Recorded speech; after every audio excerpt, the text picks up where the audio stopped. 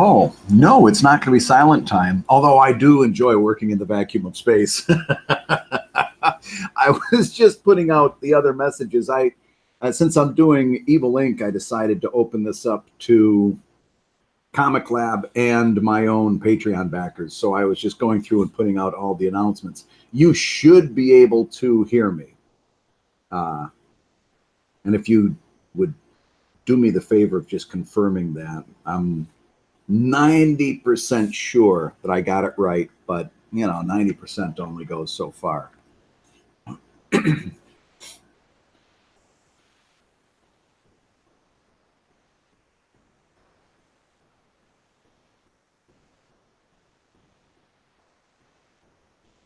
And hopefully I'm using my good microphone, so hopefully that'll be the sound quality will be a little bit better as well. Very good. That's what I was hoping for. How you doing, Josh? Hey, John, how are you?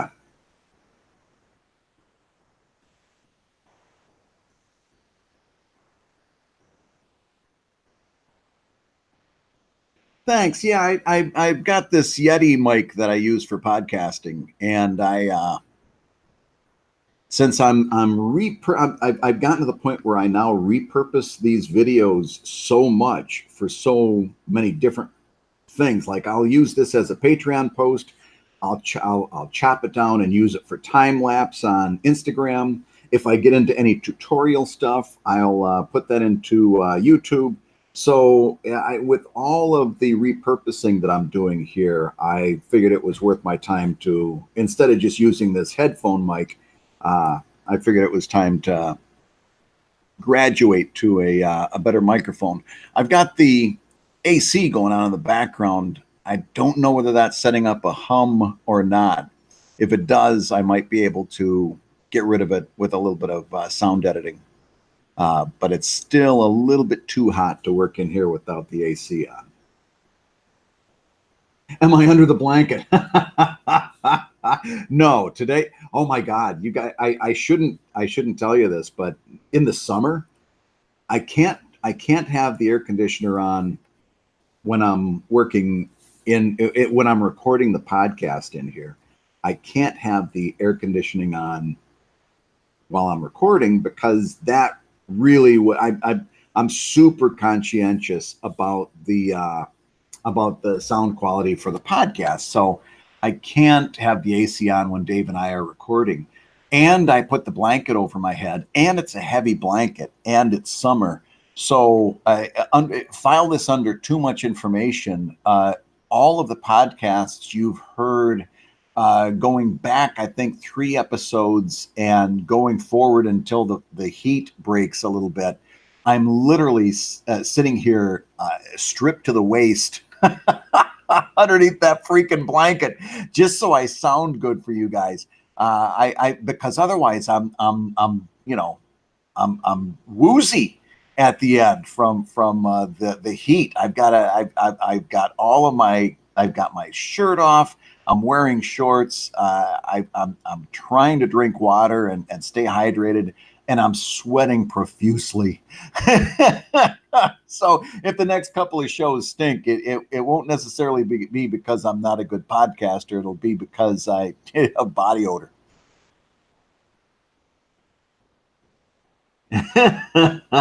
Yeah. Oh yeah. In Atlanta, AC would definitely be a must.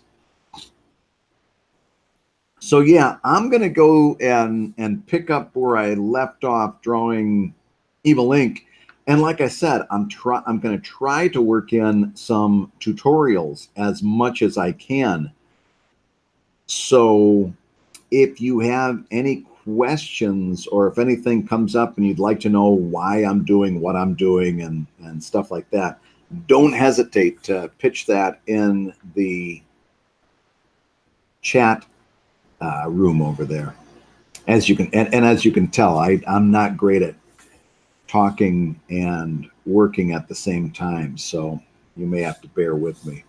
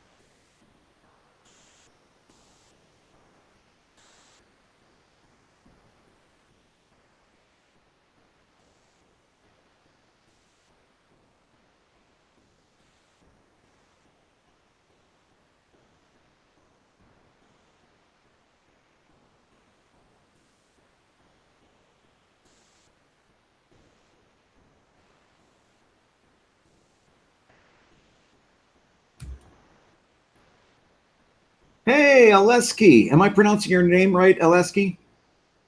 I know Aleski through Instagram. This is Clip Studio,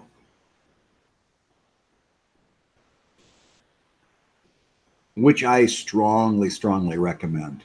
If you've heard me on the Comic Lab podcast, I drew in Photoshop for the first year of doing digital art on my Wacom Cintiq, at which I'm using a 12WX Wacom Cintiq that I got originally from Scott Kurtz, who gave it to me as a gift. He was using it to draw during conventions, and he said, "Try this out. You're really going to like it." And he was right. He was very right. And so now I've got two of these Wacom Cintiqs that I use, one in my studio here, and I've got one at home that I use on the home studio. And they're workhorses. I love them. But in the first year of doing digital art, I worked in Photoshop, and it was not a great workflow for me at all.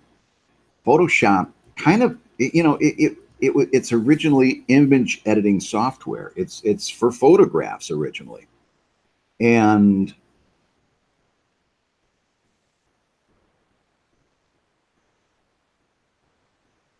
it is kind of a victim of its own success, because it's great software for what it's built to do, but then it's like, okay, well, we'll make it do this and drawing too, and image capturing, and it's now kind of become this catch-all for an awful lot of image related tasks, and that's fine. That's great. It's commendable to be like the one-stop shopping for image stuff, but it's not solely meant for drawing comics. It can't be. It can't be all things to all people. And when I started drawing in Clip Studio Paint, which was back then called Manga Studio, when I first started drawing in Clip Studio, I had about a learning curve that lasted about a weekend, during which it was horrible. The learning curve was tough on me. But once I got to the point where I kind of understood what was going on, I realized I'd never go back to Photoshop, because Clip Studio has one reason for being, and one reason only, and that is comics creation. And for a long time, my sentence has always been, for a long time, I resisted switching away from Photoshop, because I thought, well, nothing's going to be Photoshop. Why would I want to draw on anything that isn't Photoshop? This isn't Photoshop. Why would I want it? And I spent just a little bit of time learning Clip Studio, and I realized I was never going to go back to Photoshop. And the reason was, it wasn't Photoshop. It was this thing that was even better and had all these tools built in specifically to help a cartoonist workflow. So I can't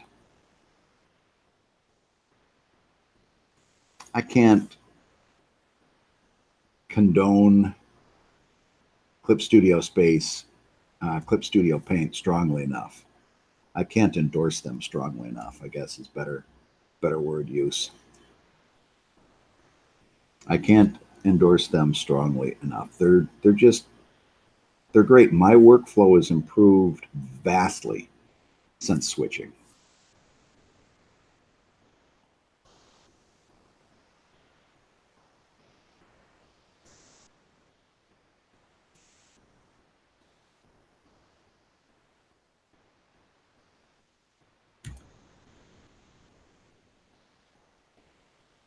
Alexi, like that guy from Strange. Oh, yeah.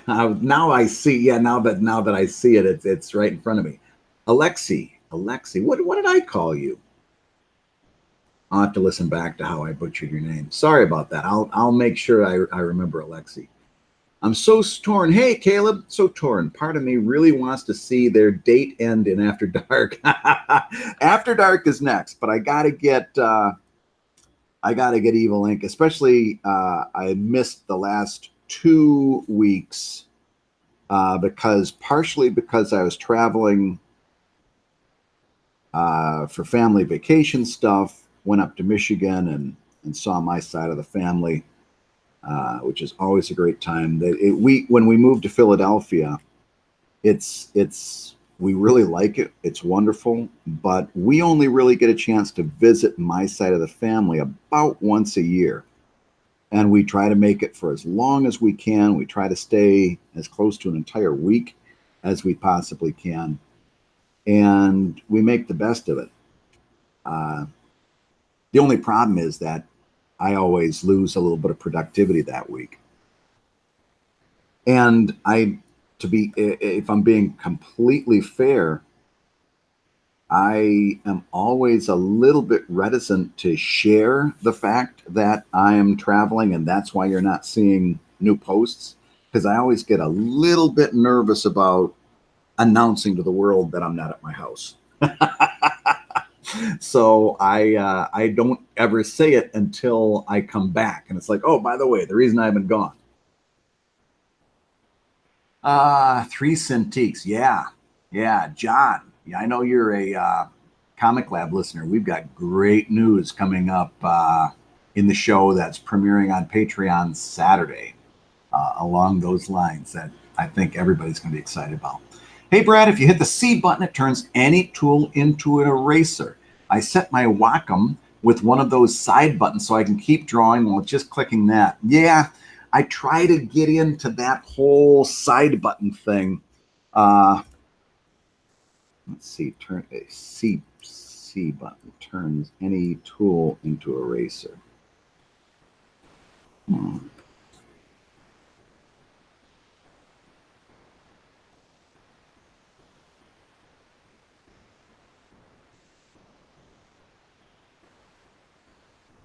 Yeah. Oh, I see it.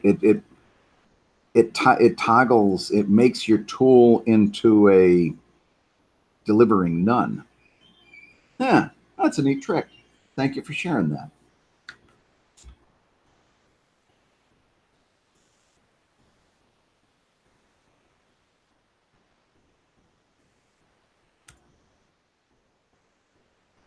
Part of the problem is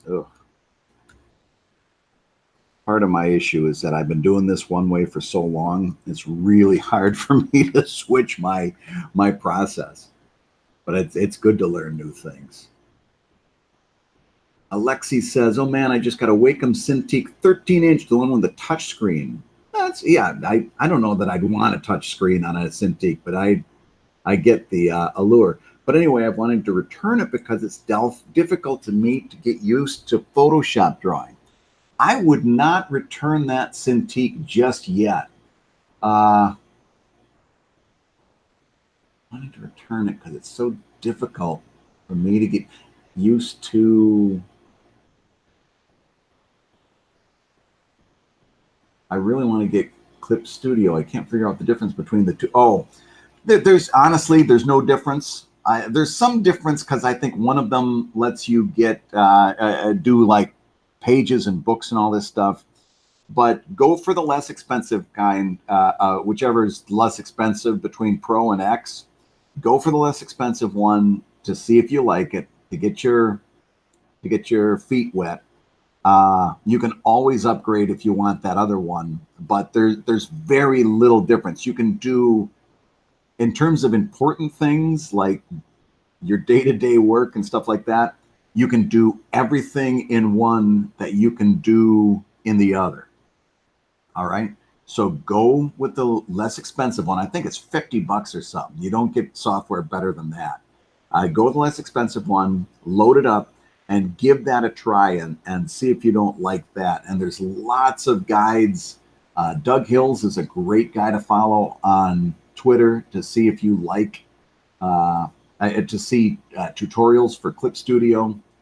There's others. Give yourself a little bit of time to learn this, and then decide whether you want to return your Cintiq. Because I'm telling you, once you get a good groove in drawing digitally, it really my work has gotten quicker, and my work has taken a tremendous leap forward in terms of quality, just because I can do stuff like I'm doing right now. I've got a previous panel that I'm pulling in there. I'm going to give it a little bit of alteration, but this scene is very, very close to a scene I've already drawn. Keeps all of my characters right on model.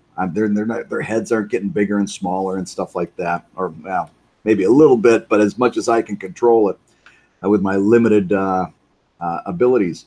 But like if I do see something that's out of place, like an eye that I put too high or too low, I just lasso that, adjust it, put it where it belongs. Just the ability to do that without erasing and redrawing and all that other bullshit. Just my ability to do that has made it very, very easier for me to do good work. It's improved my work immensely.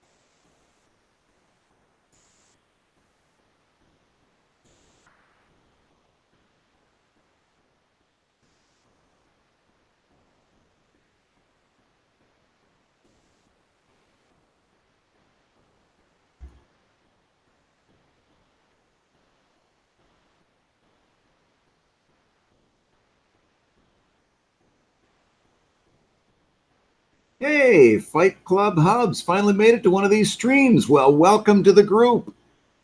Do I know you through Comic Lab or my own Patreon, Fight Club?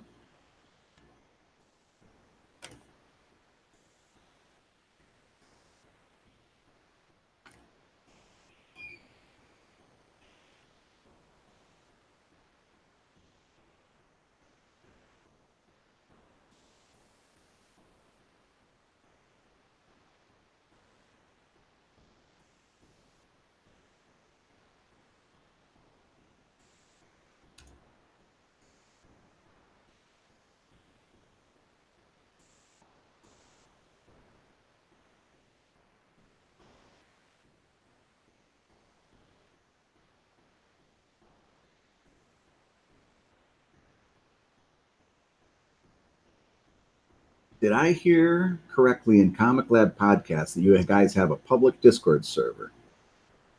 Oh, cool. I haven't done Philly Comic Con in a while. It's good that we've been able to reconnect, Fight Club. Yeah, John, we've got for Comic Lab, we've got a Discord server. It's turned into a fantastic place for professional and pro-am cartoonists to share information, advice, encouragement. It's turned into a super friendly place, a very respectful place. And holy moly, is there ever great stuff going on there. So if you are a Comic Lab Patreon backer, you definitely want to make use of your built-in reward to access that Discord server.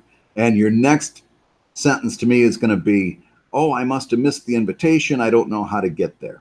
So you go to Google, You type in Patreon and Discord and reward, and one of the first things that comes up is a Patreon support desk article that tells you exactly how you can take care of that.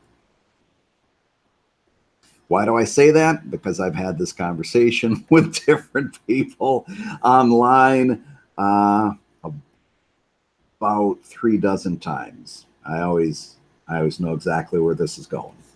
So you can't, even if you didn't get the initial invitation, or if you didn't, if you got it and threw it away, you can still access the Discord server. It's super simple. Even I was able to figure it out, and this stuff does not come naturally to me these days. So if I did it, you can do it, and yeah, you can jump in there and jump right into the swim of things and really see what's going on there. Here's what I mean, Alexi. Boy, oh boy, I'm just determined to butcher your name today. Here's what I mean about working digitally. As I was working on that arm, I realized I had drawn that arm a little bit too short. Working digitally means I can just pick that up, move it to where it needs to be. If I'm working analog and I'm erasing and redrawing and erasing and redrawing, a couple things tend to happen. Number one, you're starting to degrade your paper. You're starting to make that paper rough, and it's going to be very difficult for you to make clean ink lines over that. And also, the other factor is you. I don't know whether this is just me or everybody, but what happens is you erase something and then you still see the figment, the ghost of the previous drawing. And when you try to redraw it, your pencil falls right into that same groove again, and you end up drawing the same thing that you were just drawing.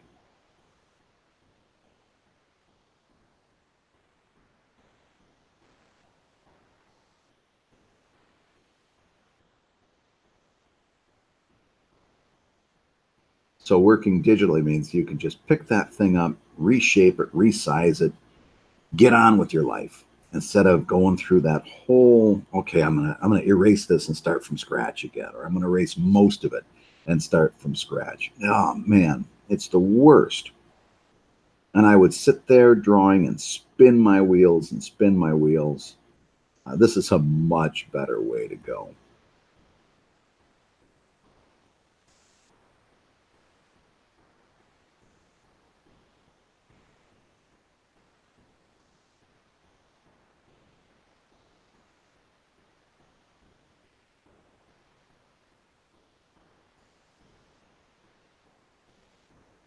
Also, one thing I've noticed drawing digitally, I draw as much with my eraser as I do with my pencil. Like I'm almost sculpting the shape instead of drawing it, if that makes sense. It's as much of a negative process as it is a positive process. And I don't mean like happy and sad. I mean, it's as much of an additive. I'm adding lines, and at the same time, I'm subtracting lines.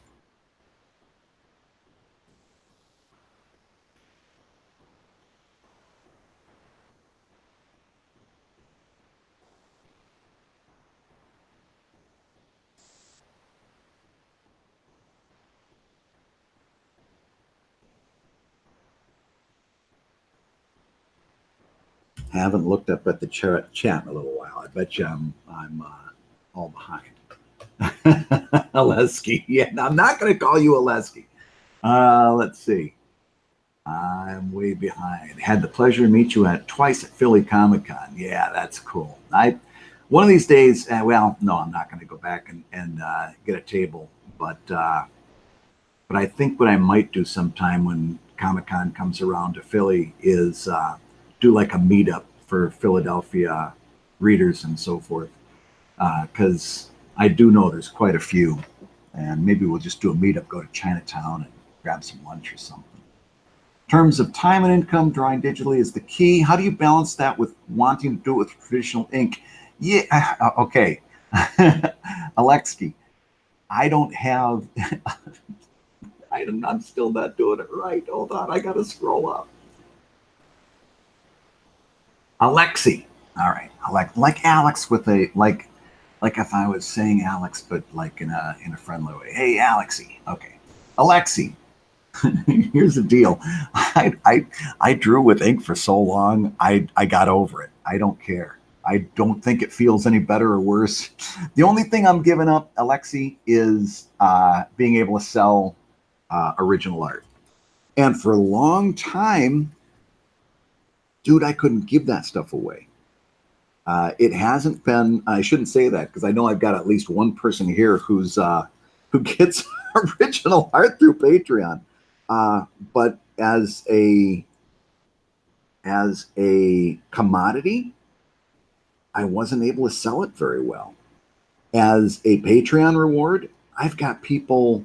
I think I've got about 20 Patreon backers who get originals from me, and they all react very favorably when they get their originals. But I've got enough original art to last for a long, long time of Patreon rewards. But it wasn't a really big factor in my business. And really, that's what it comes down to. It comes down to business. I needed to be able to do more stuff more quickly. This is a business. And that meant if I could work quicker digitally, since I want to be a professional, I've got to work in the way that I can work quicker. It doesn't matter if I like ink more or anything like that. If I want to draw for pleasure, I'll draw for pleasure. And if I'm doing good work digitally, it means I'll have more time for pleasure drawing. But I've got to look at this as a business, and that means the thing that gives me the best results in terms of quality and quantity of output. I've got to do it. Got to do it. Doesn't matter what I like more. In this particular case, though, I don't care. I like the one that gives me the best work. Let's see. Hello, Kayan. It's good to see you here with us. Always sucks when you try to find the undo when drawing tradition. Yeah, no kidding. Nicole, how often have we done that? How often have I done that in real life? Like knocked a dish off the counter and I sit there and my finger twitches to that Command Z, like, don't. Brad has a very heavy hand. He does. Brad has a very heavy hand. You can tell by the podcast. I've got a heavy-handed sense of humor. I've got a heavy hand in drawing. It's all heavy. Brad Geiger is not known for nuance. Can we all agree to that? Let's see. This is turning into a very. Do I dare? See, he's turning into a very. I want him to be vertical. But with a word like weather warrior, I'm not going to get that vertical anyway. Let's see. Want to hear a great story about weather warrior? Can I do that?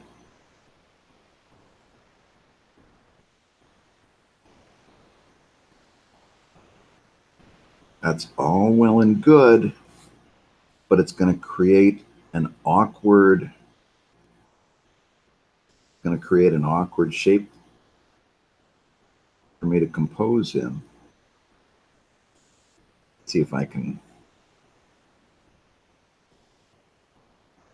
make a positive out of a negative. There's a little narration box. I want you to know who's talking. Now, here's the guy. Oh, I know how I might do this. He's a weather supervillain that I'm literally making up on the fly just to make this joke work. He's a hack. He's a hack. He's the one who's got your back. He's a hack. Anyway, this is what you learn on the live stream, that I'm a hack. Um, what I'll do is I'll put a little background back there with a bunch of storms happening. Then I'll plead with Alex Heberling, my colorist, and say, could you make it look real rainy, please? Because I'm a hack.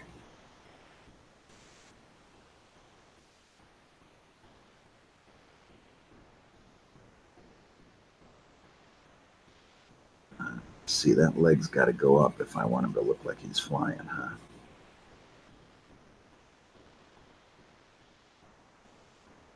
He's a hack. He's a hack. Oh, I'm loving the hack song. Yeah, that's what I've been thinking too, Josh. Dennis Rodier, I follow him on Instagram. He prints the pencils in blue, inks over it by hand, and rescans it and gets rid of the blue. Yeah, yeah.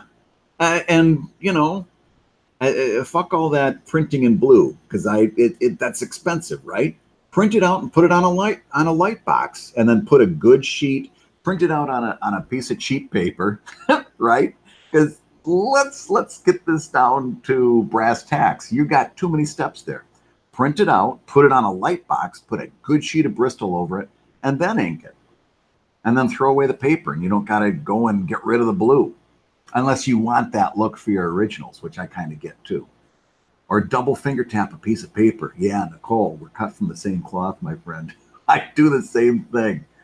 I do all my. There's a comic in there somewhere.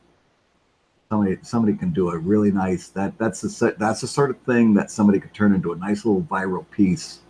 Maybe been done, but maybe hasn't been done as good as Nicole's going to do it. Nicole, that's your assignment for today. Give me a, you can do a nice viral, because if you do that and set it up well on social media, people will share the Jesus out of that because it's a shared experience. People love shared experiences. Look at all the responses you're getting, Nicole. Yeah, I've done that a million times. Bet you're just the person to do it. Or maybe John. John's got a pretty good hand. So, one of you guys take that idea and run with it. I do all my comics digitally, but even when I do watercolor, if it's complex, I'll do the pencils. Yep, Josh, you got the good line on this.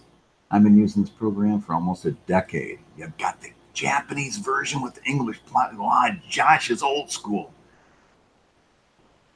But Brad, you monster, you inked those reins in yourself. No, yeah, I probably should. Poor Alex is. We've all been there. Alex launched a Kickstarter just a couple days ago. And you know how it is when you just within the first 48 hours, you're torturing yourself. You're on Kickstarter 24 hours a day, and you're refreshing that screen every 5 minutes. It's torturous. If you want to take a look, it's such a great. It's her third book, and it's absolutely her writing is crisp and compelling, and her art is gorgeous, and of course her colors are top notch. If you want, I will happily endorse that with a link. If you want to check out what she's got going on there, she's incredible. I'm getting ready for my first solo con on the 3rd of August. Super nervous. Well, I won't make you any more nervous by asking you why you're doing a convention at all. No, that was unfair. What show are you doing, Kian? Tell me about your upcoming show. We'll talk you right out of those nerves. Tell me the show you're doing. Tell me what you're taking to the show. And I don't want numbers. Yeah, I won't ask you how much you're spending. I can do that to Kellett, which I did. I grilled him when he got back from San Diego. He says, "This was my best San Diego ever." And I'm like, "Bullshit, prove it. How much did you spend on hotels?" "I didn't have hotels." That's how he talks, by the way, when he's not on the podcast. He sounds like Andy Devine. "But I didn't have hotels." No, he doesn't. That's a big plus for him. No hotel expenses. All right, I can see. How much did you spend on food? How much did you spend on this? How much did you spend on that? You can. We actually did a bunch of it on the show, which premieres for Patreon backers Saturday because we lost our buffer. I had a between him going to San Diego, me going to Michigan the week before, and I have had the worst homeowners experience in 20 years of owning the house. It's been, boy, that leg sucks. Try again. Learn to draw, Geiger. The worst homeowner experience ever, ever. We've had like 2 and 3 things go wrong and break on us within the same period of time of like the last 3 weeks. I talked about it a little bit on the show, but it's been horrible. So I've been dealing with repair people and contractors, and we're doing a bunch of financial stuff because we want to do some remodeling anyway, and it's been almost impossible to get work done this past week. And so of course the podcast took a little bit of a backseat because we were both in the same zone where we were like, oh man, just let's push this off a week.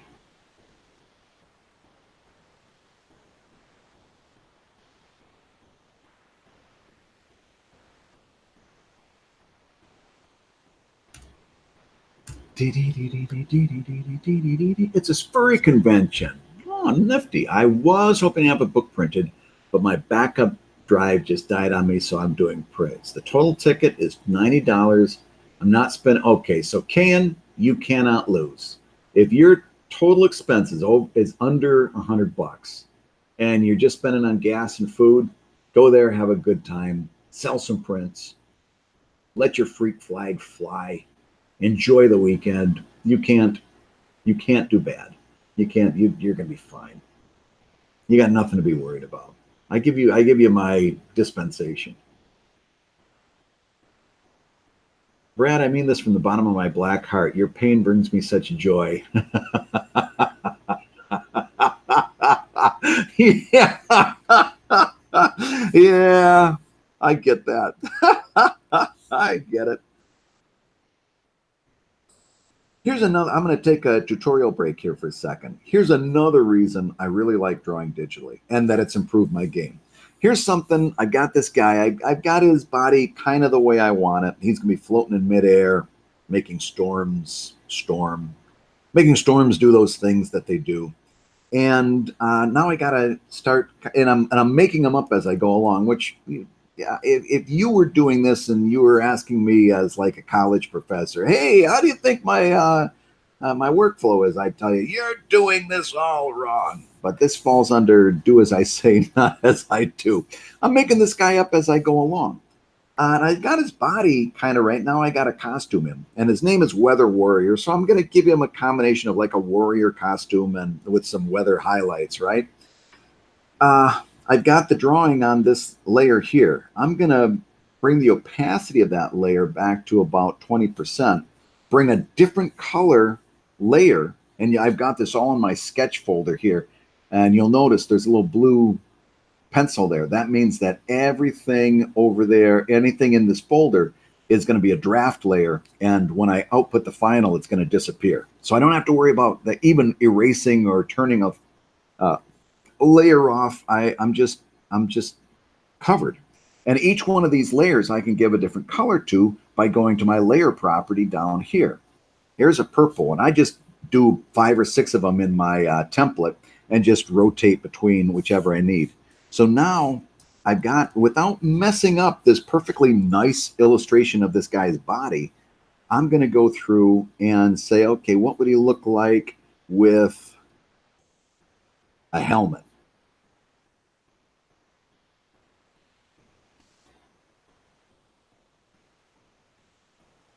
Like a ancient warrior type helmet. That actually has a little appeal. I like that.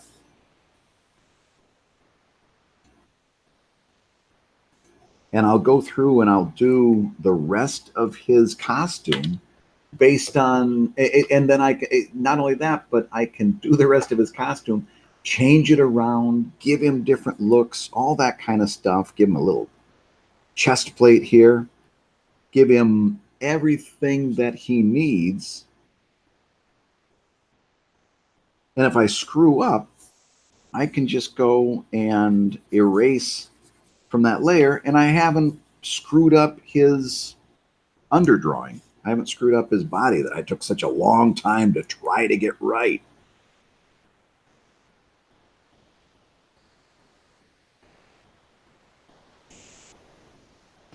I kind of like the idea of giving him like a Roman gladiator costume, and then in the middle, just a really silly weather icon. Like, I'm the weather warrior. There's 100% chance of rain. We're going to get a low pressure system off to the side. Those of you living in Kansas City, Missouri may experience dew.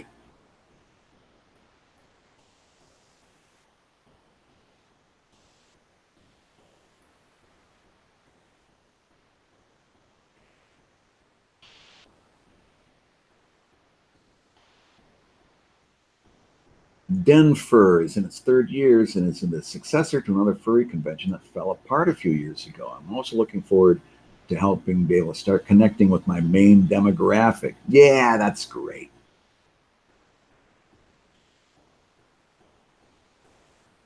I need a happy sunshine somewhere. I was thinking the other idea was to give him a costume that just had all kinds of weather symbols on it. And the one that really seemed to be like useful is that high and low pressure front because it's a line with these sharp jaggies. And I thought, oh, that would be, oh man, I think I just talked myself into something here, guys.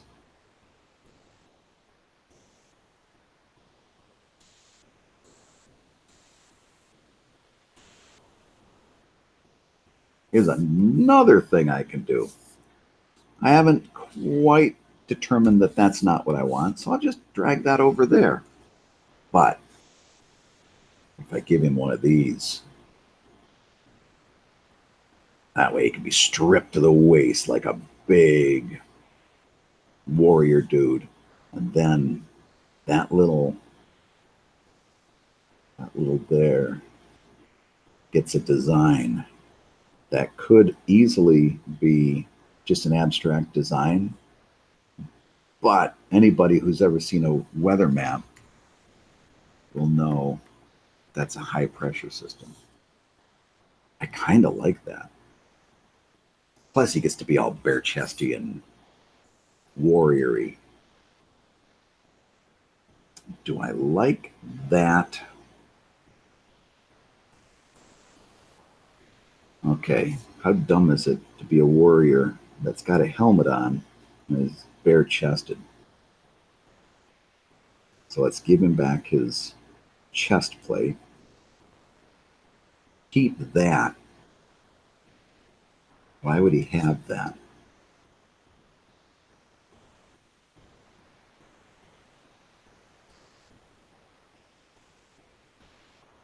For a sword.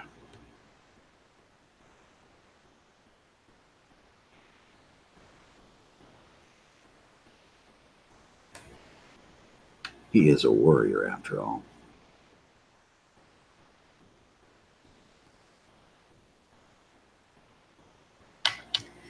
is a warrior.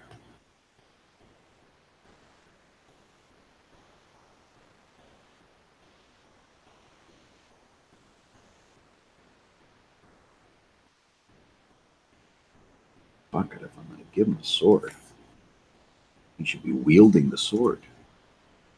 Why wouldn't you wield the sword? Listen, if you gave me a sword, I'd be wielding the hell out of that sword.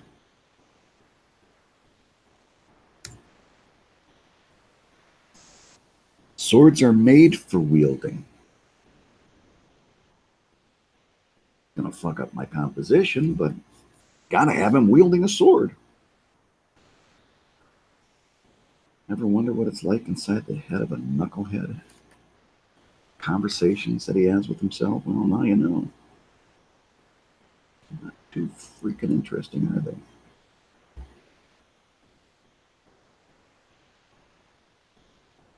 Who holds a sword like that?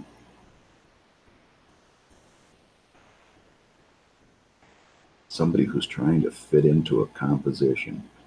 Somebody who pretends to know about cartooning should have done some thumbnailing. You ever think of that, Mr. Smart Guy? Mr. Smart Guy?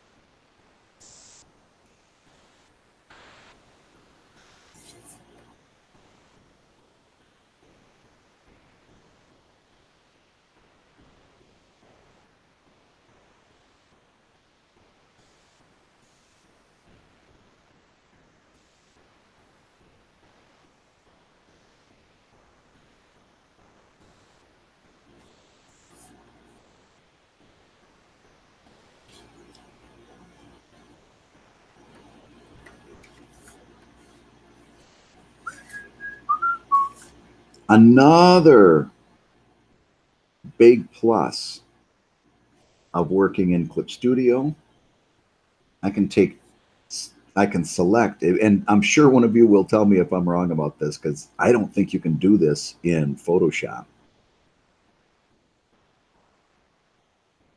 I can select and alter any number of layers at the same time, whether they're like on top of one another or not. I could select those two layers, marquee something off.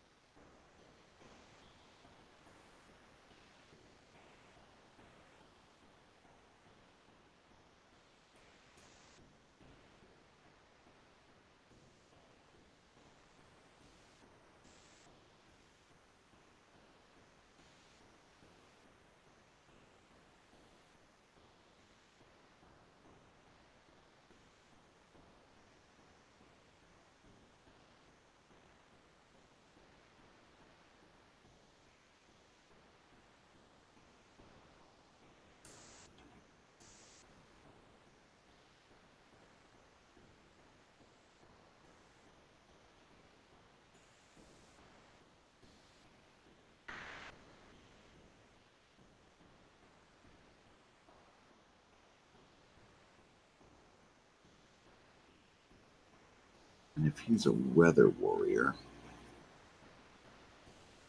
he can have like a lightning bolt sword, doesn't he?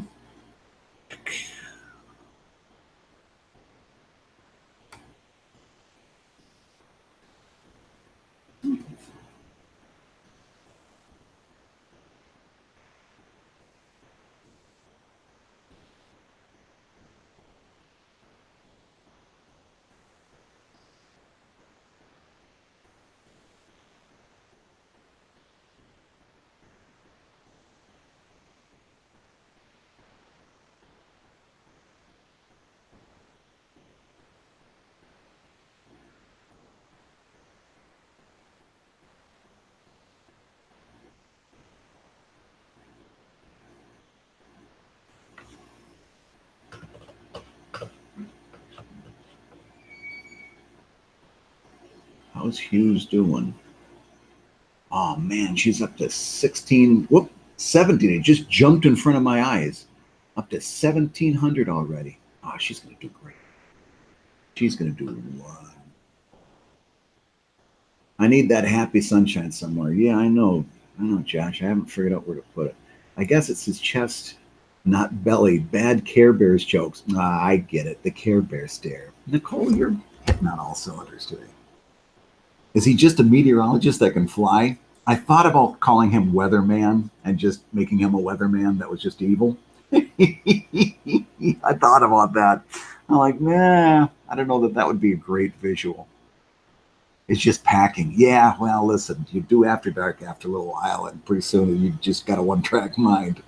He has one symbol over his crotch from being an healing After Dark villain. Yeah, okay. All right, I get it. A spear might be more effective. Oh, yeah, that's not a bad idea. A featured a weather warrior could be a green screen. Possibly it's his costume color. Maybe he can even become invisible except for his head. Ah, that's funny.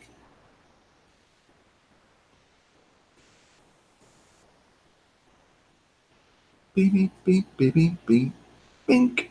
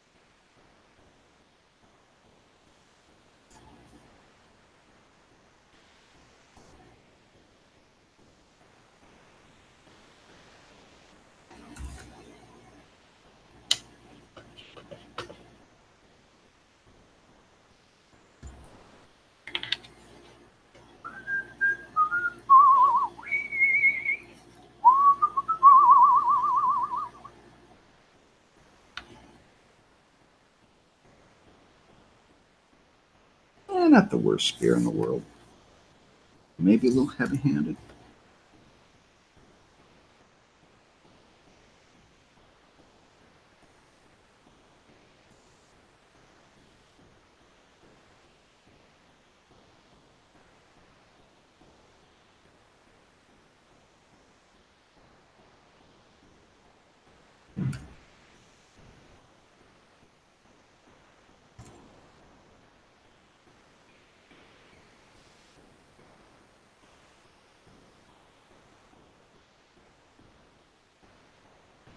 What kind of warrior boots do I want to give him? Warrior boots, warrior boots. Covers his patoot with his warrior boots. There we go.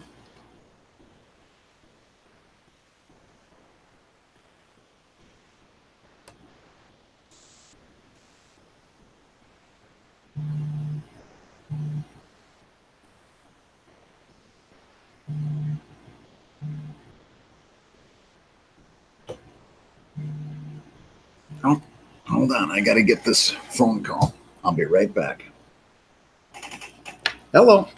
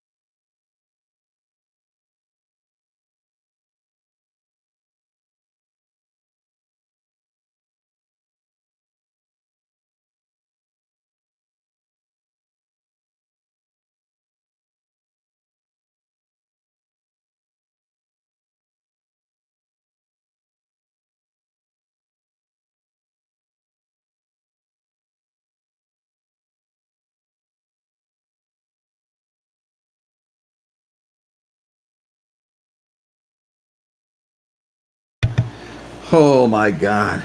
Jumping Jehoshaphat. Josh, if my pain brings you happiness, you're about to be overjoyed.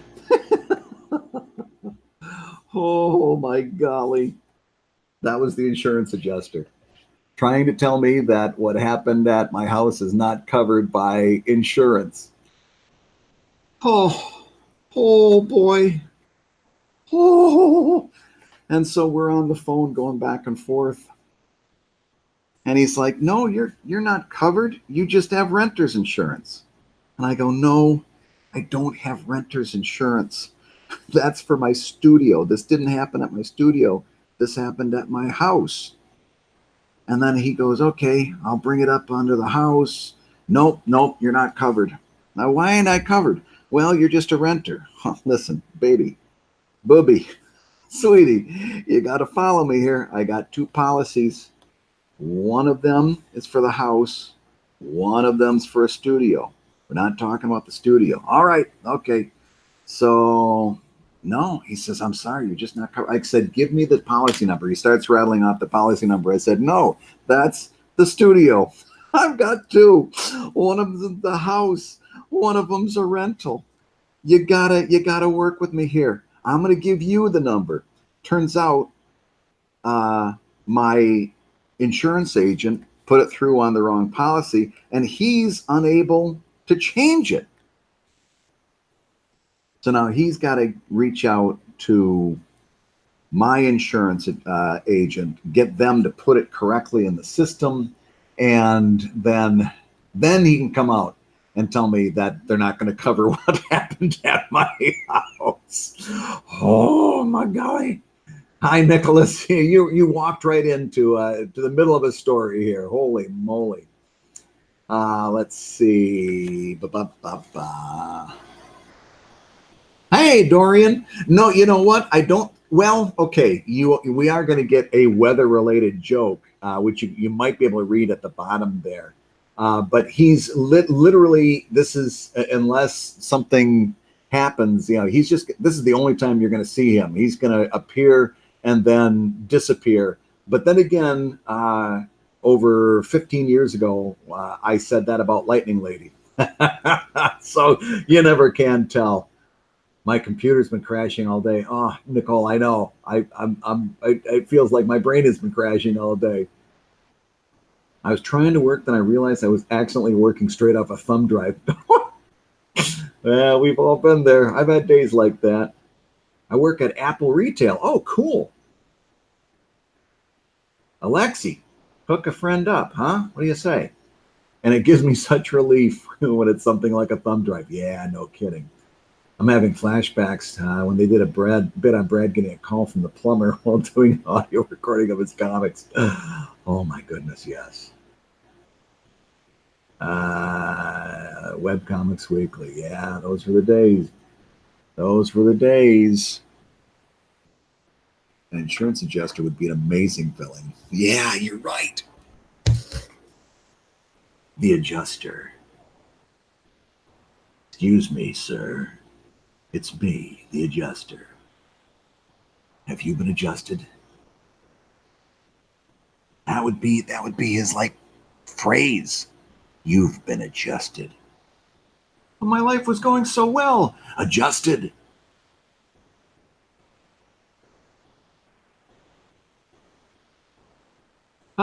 Well, Nicholas, what can I tell you? How am I doing?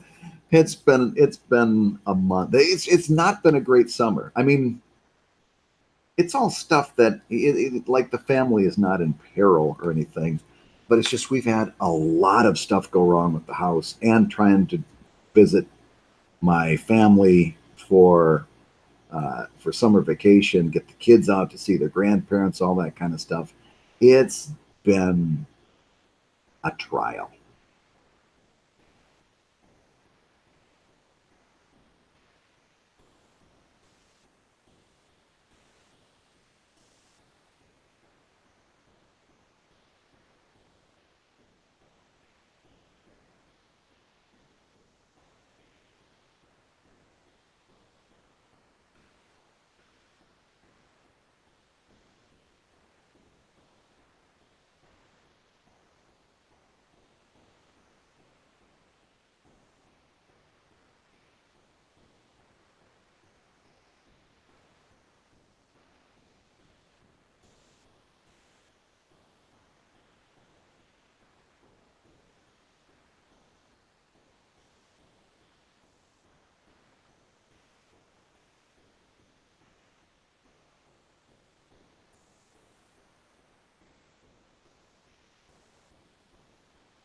this is something I have to keep relearning, and that is the usefulness of a narration box in storytelling. In other words, my gut was to have that continue on as Captain Heroic talking. But as you can see on this page, I've got an awful lot of them just talking. So I finally get a situation here in which I can change the scene up a little bit. And of course, my knee jerk reaction was to have them to return back to them talking. So here's a great strategy for cartoonists to vary their visuals a little bit. And it's very much like if you've ever watched the Family Guy animated series.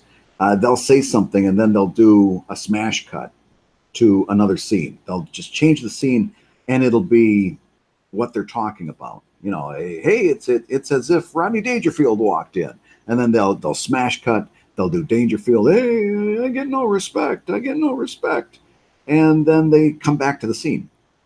That's what I've been doing a lot in Evil Inc. And it's a little bit touchy. So it's not a straight up narration box. It's a it's different. For example, I put the person's head who's talking in there to kind of indicate that, hey, this is the person continuing his narrative, continuing what started out in a word balloon, right? So I put the person's head in there, and then it becomes a little bit of grammar here. In other words, first of all, you've got to put the quotes around it to further indicate to the reader that this is something that's being said, not an omniscient third person narrator that's jumping in and giving you story parts. This is still part of the narration, right? And when you're doing a narration that takes place over several narration boxes, you do an open quote, but no end quote. And then every new paragraph gets its own opening quote, but no end quote until you get to the end of the actual quote. Then you get an open quote and an end quote. Just like you would if you were writing for like a term paper or the Chicago Manual style or something like that. I think AP style even does that. But what you're trying to indicate, and really comics is all about clear communication. You're trying to communicate that this is a continuing narration. And it's really fantastic if you can do it in a clear, concise manner.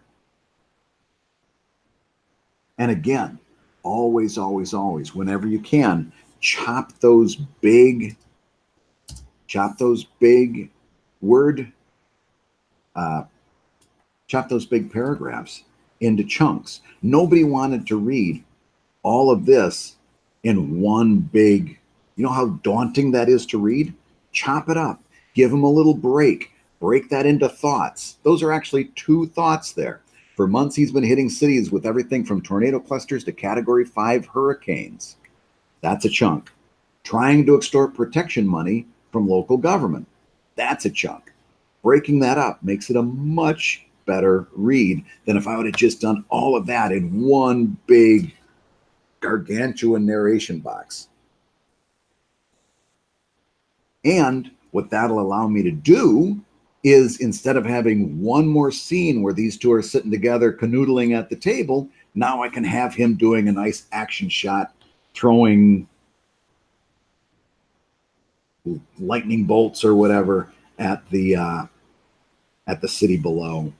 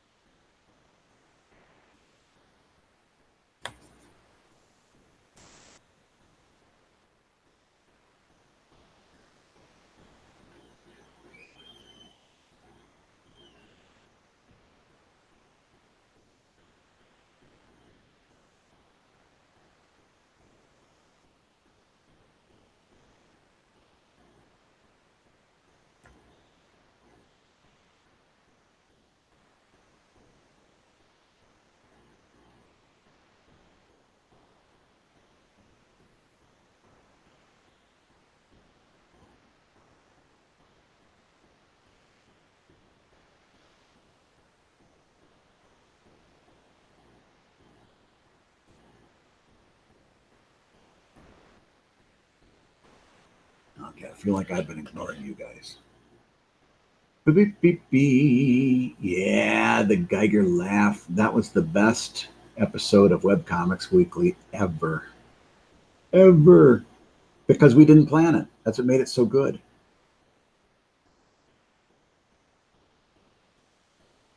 What is the proper way of using the three dots, the ellipsis? Uh, uh, I'll be honest with you. So, working in newspapers, there were some editors that really had like, you had to put a space before the ellipsis and then space out the periods. I get really, I get really anal about a lot of stuff. For me, I just put three periods. I don't get too wrapped up in. I don't know why that is. Probably because to my eye, it looks right when you do it that way. There's, in other words, if it ain't broke, don't fix it. So I just put three periods. Um, it is a good idea to, if you're going to continue something, and I probably should do it up here.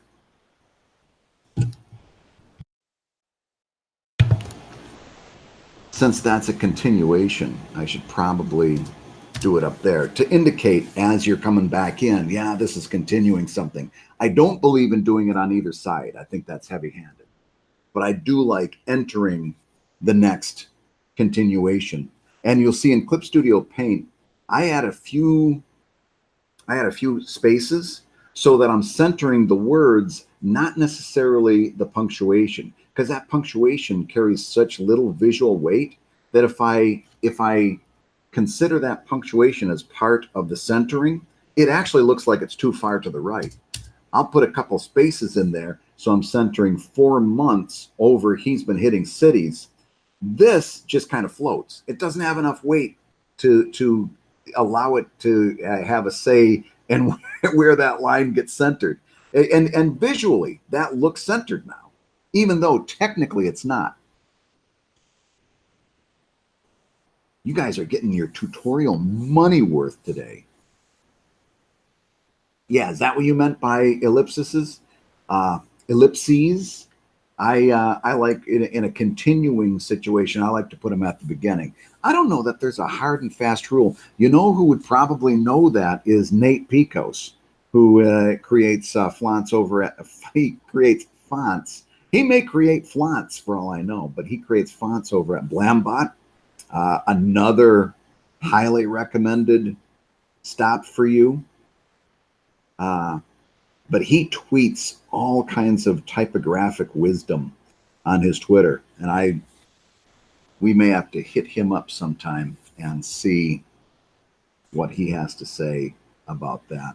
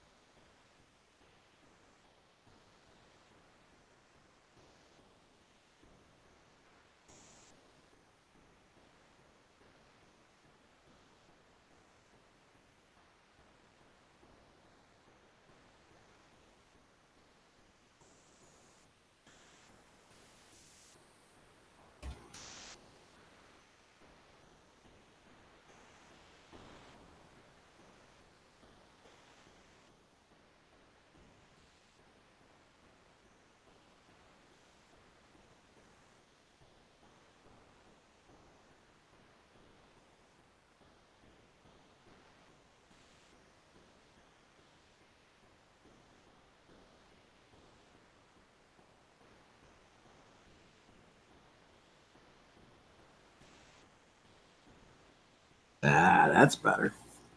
This was no good.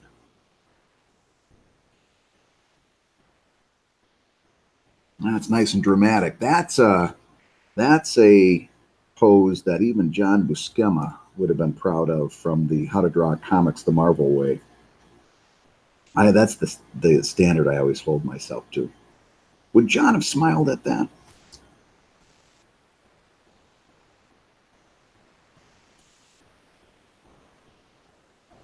Maybe he would have. Maybe he wouldn't have. Who knows? Who knows what John smiled at? Oh boy. You can tell I'm getting a little punchy.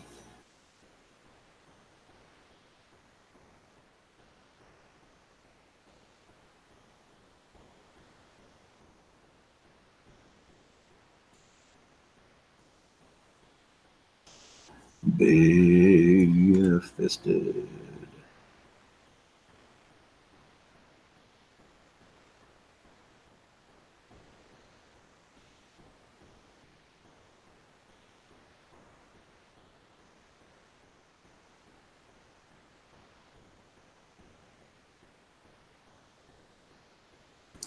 That stinks. That stinks. Boy, that stinks.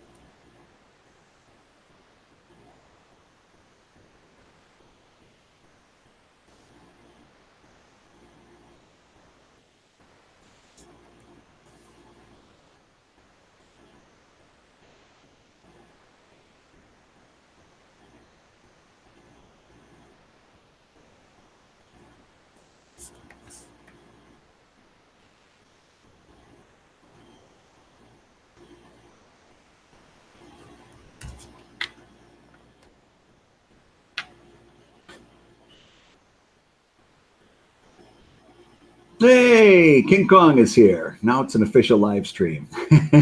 Welcome.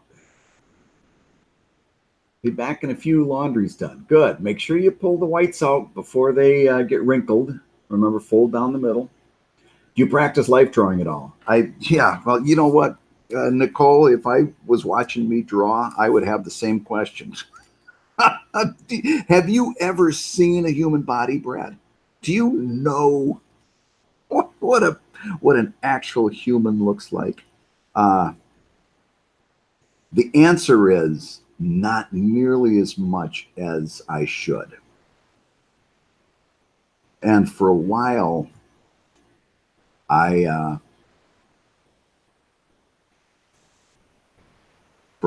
I was looking for like a life drawing class that I could join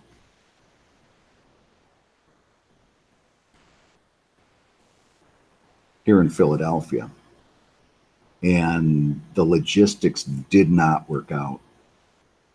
And you know, it fell off the list. but it's something that I absolutely should do.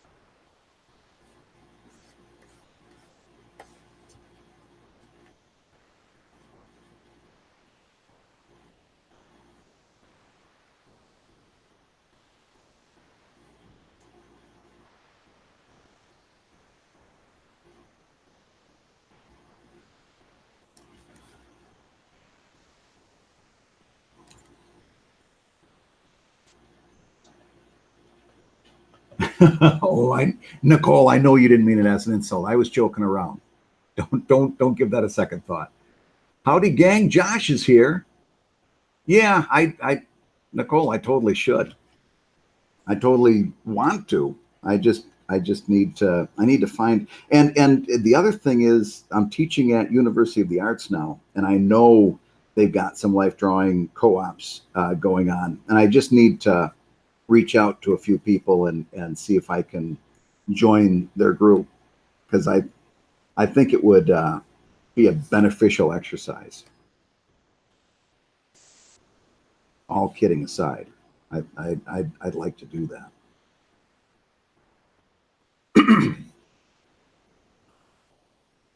Okay, all my chores are done for the day. Now I can focus on drawing. All right. Why life draw? Comics are usually movements to the extreme. Yes and no. Anatomy is super important. Even if you're like, I always encourage people to do life drawing classes, even if they are doing super cartoony stuff, because you've got to base that. You've got to base your exaggerations on real life, or else they're not going to ring true as character designs. And for my stuff, which it gets a little bit more realistic, it has some well, it has a good degree of exaggeration, but it's centered in actual anatomy, and especially the after dark stuff that I'm doing. anatomy, without getting crude, anatomy is really a big important part of what I'm doing there. And those scenes aren't going to be very compelling if the anatomy is all wrong. So it is important.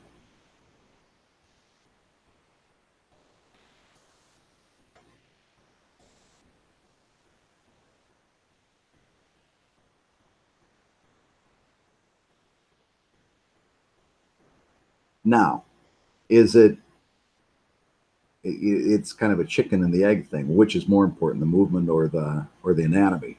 They both gotta they've both gotta have like a hand in hand. You can't do great anatomy that's static.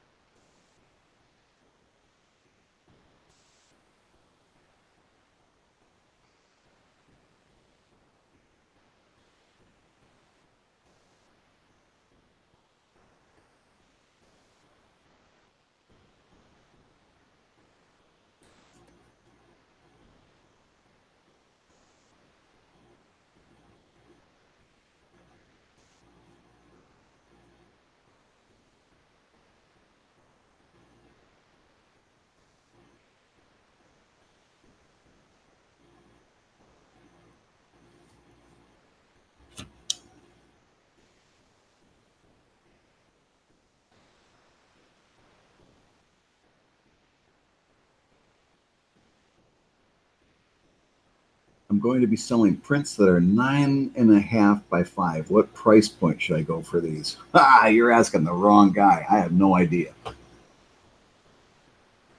I couldn't tell you. I price things in terms of tens and twenties because that's what people are getting out of the ATMs. I don't know the quality of paper. I don't know whether they're glossy or matte.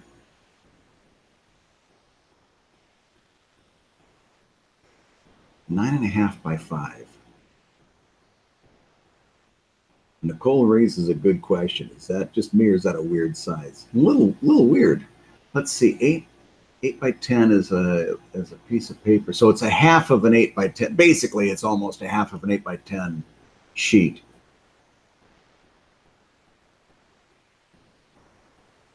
Why so small? And where are you get them printed at?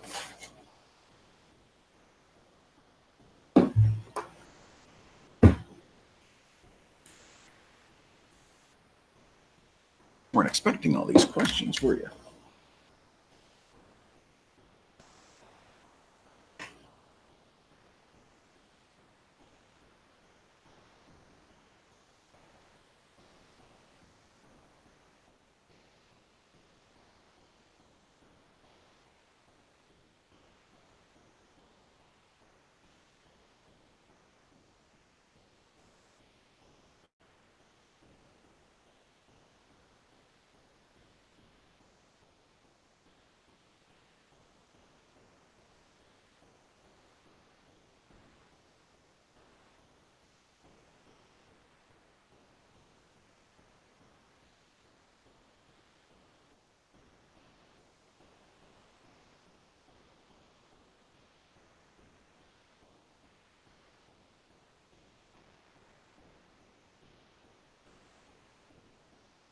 Hello.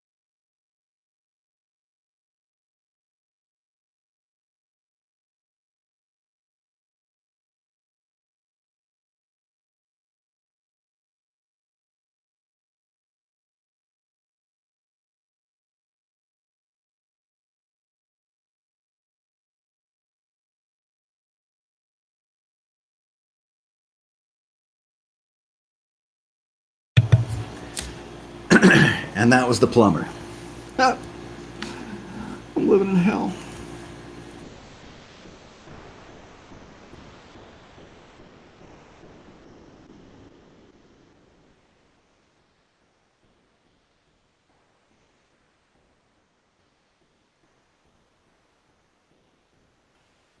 Ken, I would go for something like that.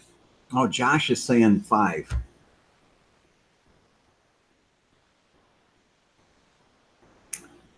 Yeah, Josh might have the right idea.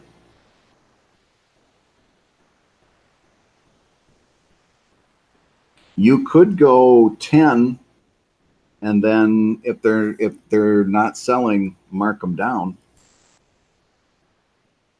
The only problem with that is that you're kind of screwing the people that bought them before they were marked down.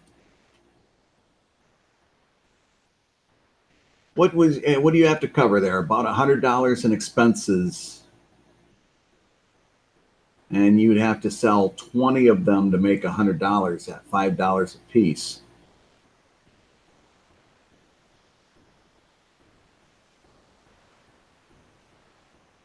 You could do 1 for 10, 2 for 15. Yeah, yeah.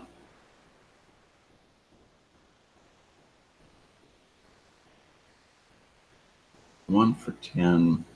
10, I don't know, man. I'm thinking 10 might be a little high.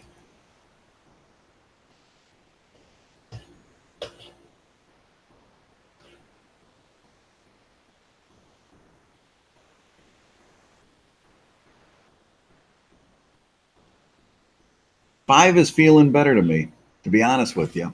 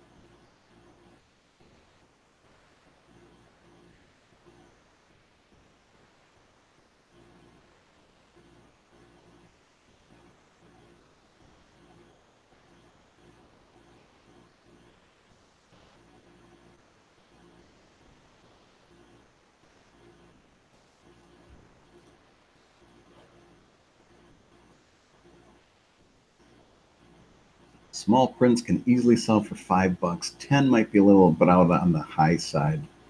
Yeah, I feel for 10, I'd personally want to get 8.5 by 11. Yeah, you're not wrong. 5 might be it.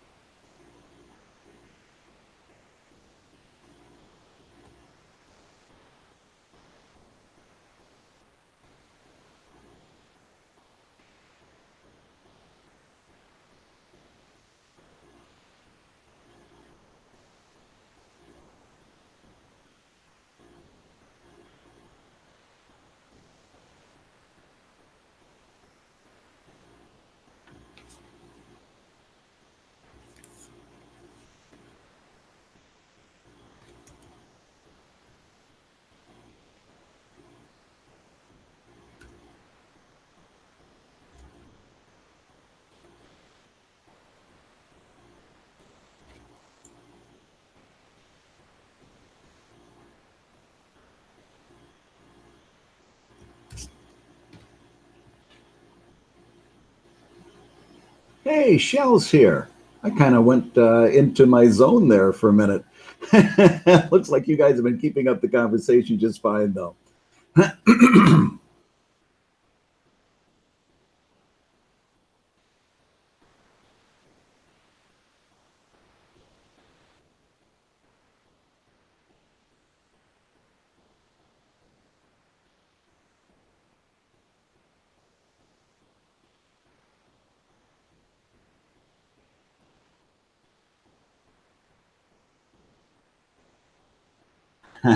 Squirrels are rats, except privilege. Yeah, I've said that before. Squirrels are rats with better PR.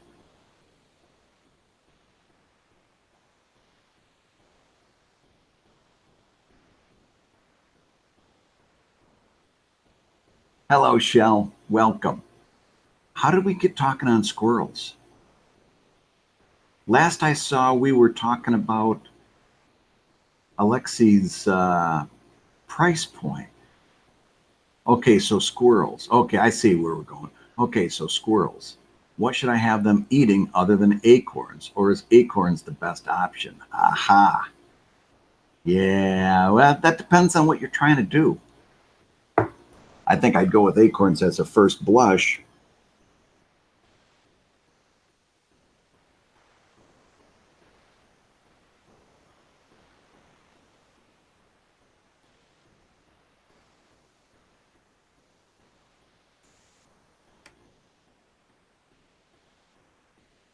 What methods do you use for progression of age characters? That's that's a really delicate walk because when it comes to cartooning, uh, every line kind of ends up adding age. So the short answer is I'll make the jawline softer. I'll make the chin less angular, make the jawline softer. And then, unless it's a laugh line like that, I can make him really old just by doing that. Just one line can make him super old. I don't see the need to draw, like the hand draw a bunch of wrinkles, unless you're talking about like a really ancient character. Then maybe. But for your garden variety aging, you can do the same thing with a couple of well placed lines and obviously, you know, making use of color and stuff like that. That gray hair obviously is going to go a long way towards conveying your thought.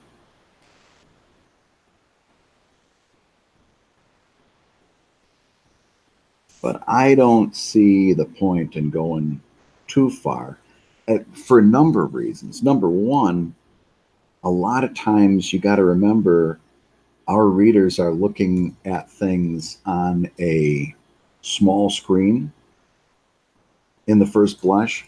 And even if you do a book, that image might end up being pretty small.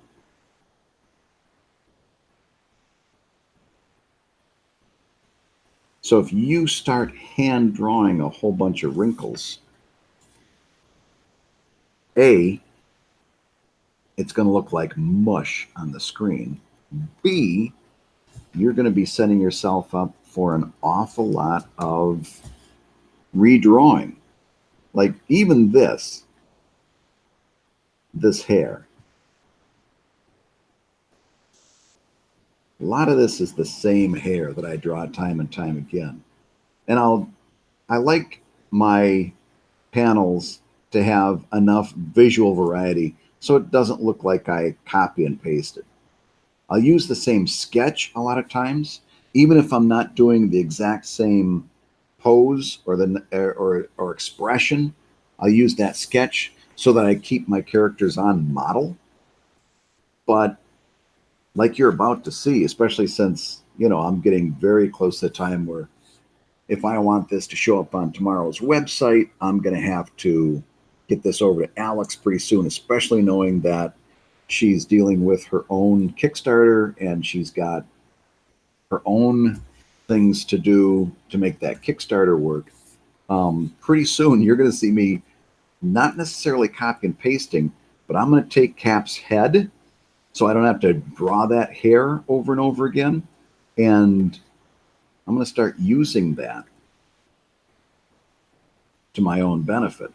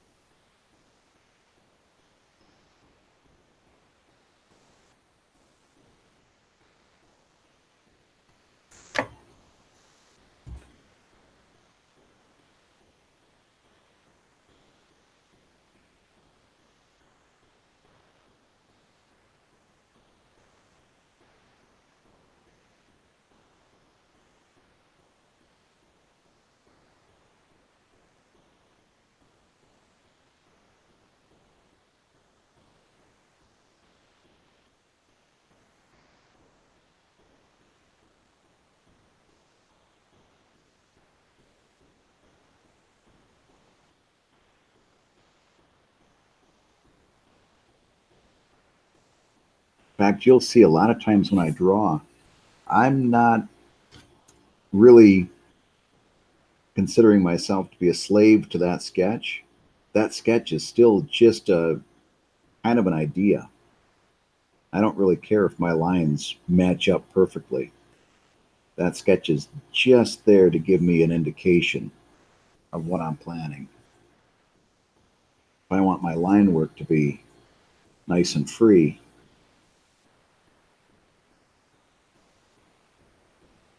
I'm going to follow it as a guide, but not as a rule.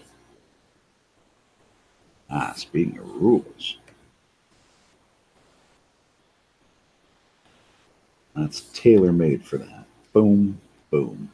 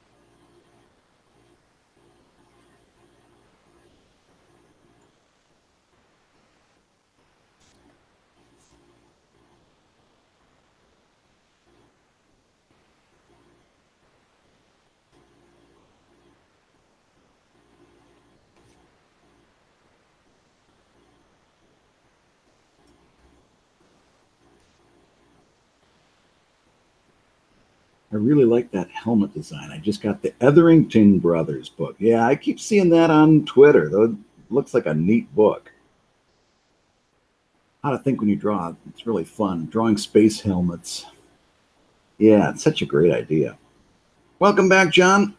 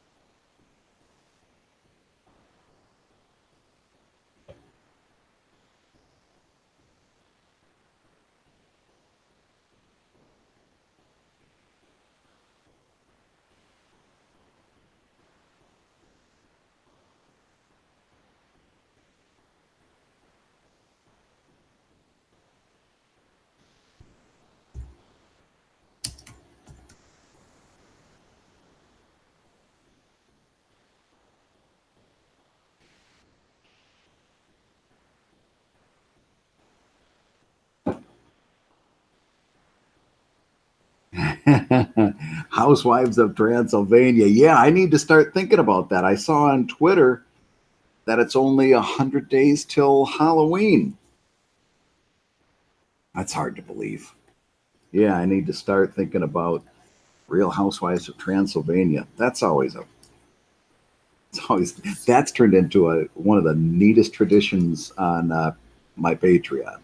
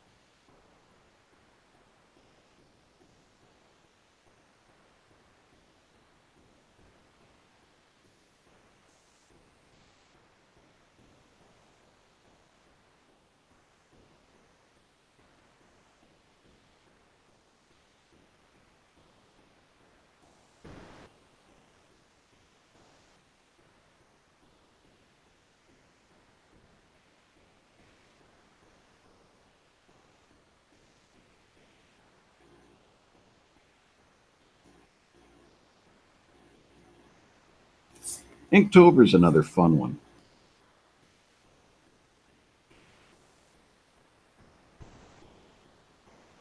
I was able to meet Jake Parker this past earlier this spring when I went out to do NCS Fest with Pellet, and Jake's a real nice guy. We ended up having an awfully good time.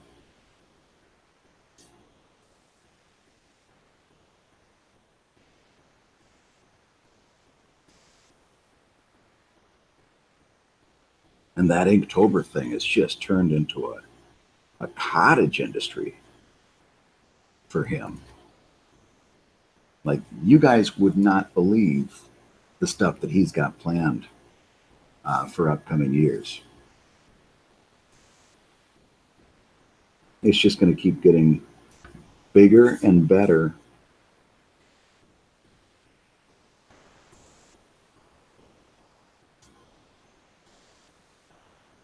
every year. It's it's really impressive.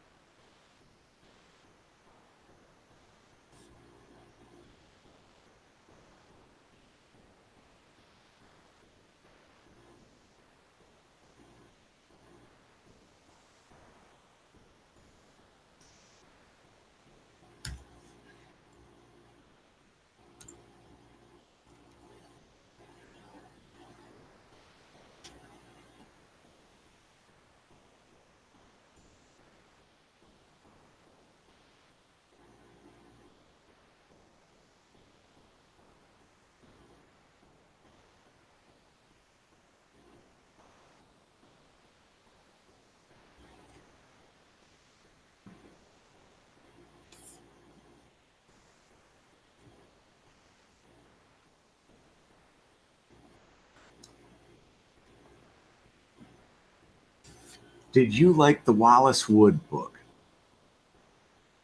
Ah, so here's the deal with the Wallace Wood book. Yes and no. I really liked Wally Wood's stuff. Uh, I really did. I like the way he draws. I like a lot about Wally Wood. The only problem was there was some of the writing in which it's very much of its time. if you know what I mean. It there were some parts of what he was writing that just there was a couple times when, like, for example, consent issues came up that I was like, nah, I don't know. I don't know if I like that. And it wasn't like a completely against your will situation in the situations that he had set up, but it went a little it went over the line for my personal taste. Uh, and by the way, just in case anybody's left in the dark about what we're talking about.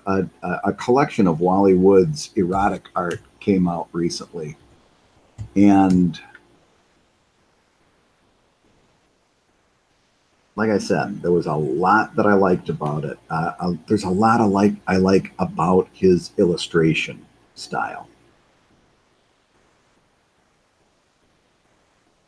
but there were some times when there were like I said, when there was issues that was kind of like, yeah.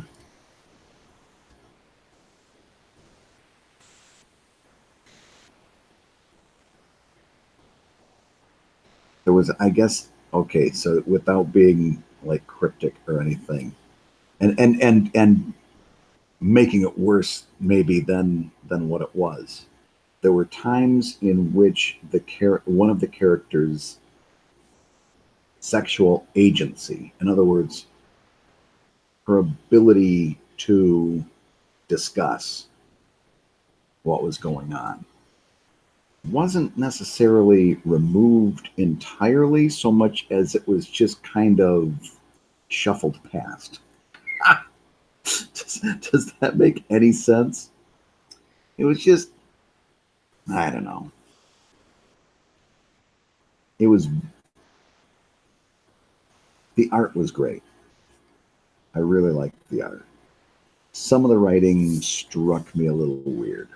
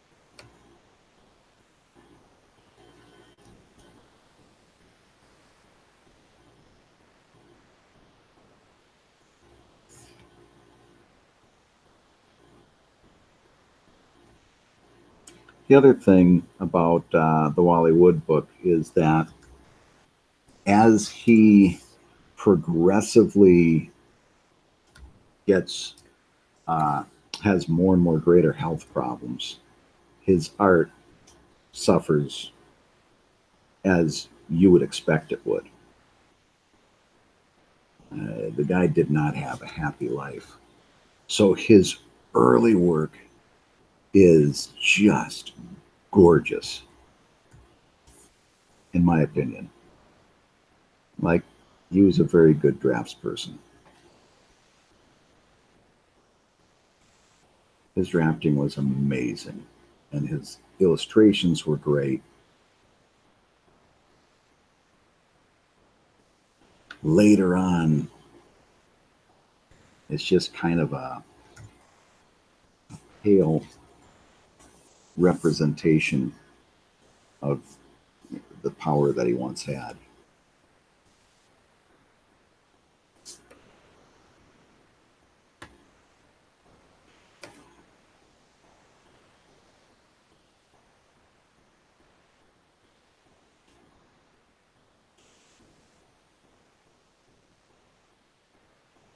Which is depressing. But there's some stuff in there that's solid.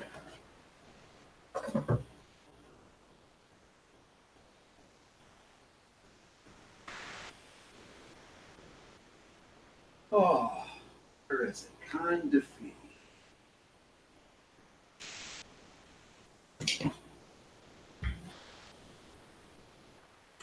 Well, there's a fold out. I didn't see that. There's a guy protesting on the street with a sign that says "Down with Pants." That's pretty funny.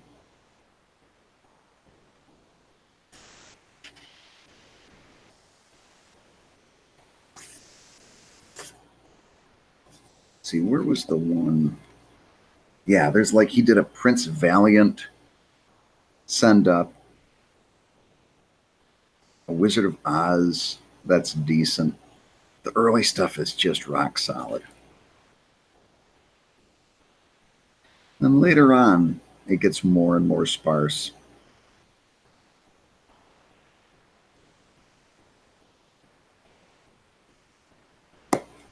Like early in the book, he's doing these things called Far Out Fables. It's really, really good.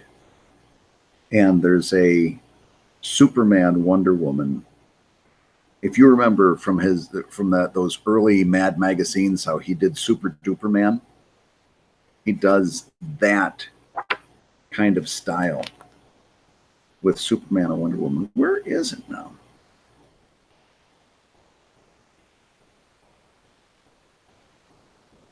And it's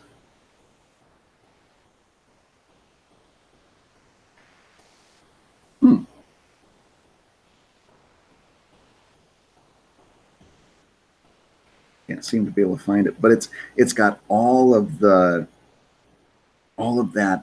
visual. I don't know what else to say. That visual amazingness from that Super Duperman comic he did for the early Mad magazine, which I thought was so good. And that's kind of lost. Where is that? It's making me crazy. It's making me crazy. Stuperman meets Blunder Woman, 162. Oh, it's way later. 182. We had a conversation in Comic Lab about how we don't think you should number your pages, and here I am using page numbers. Yeah. So near the end, he does a Superman Wonder Woman send up, and if you remember that Super Duperman bit he did for Mad Magazine, it's just nothing near the visual quality, and it's just depressing the hell out of me. I got to stop looking at it. It's just, yeah, okay. That's exact. I'm trying to. I don't want to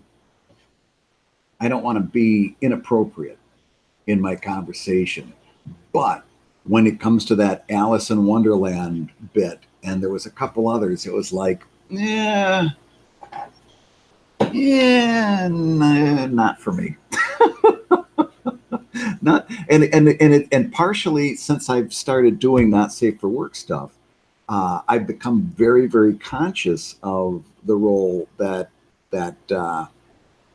consent plays in a scene, and it's become something that I paid way more attention to, because obviously as a white guy, I've got a lot of privilege that blinds me to some of this stuff because it doesn't come across my radar until somebody says, "Hey, did you ever think about?" And I go, "Oh, geez, yeah."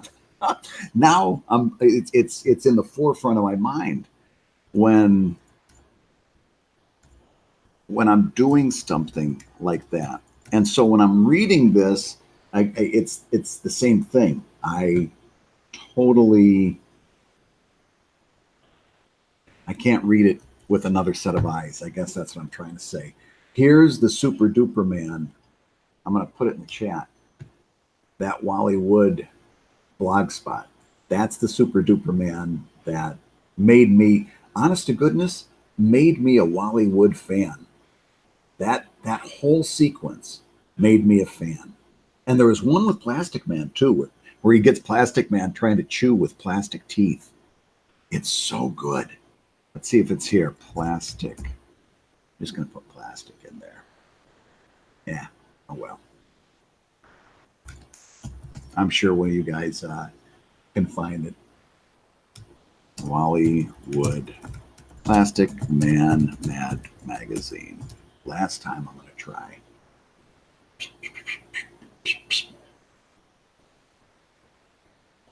Mad Magazine number 14.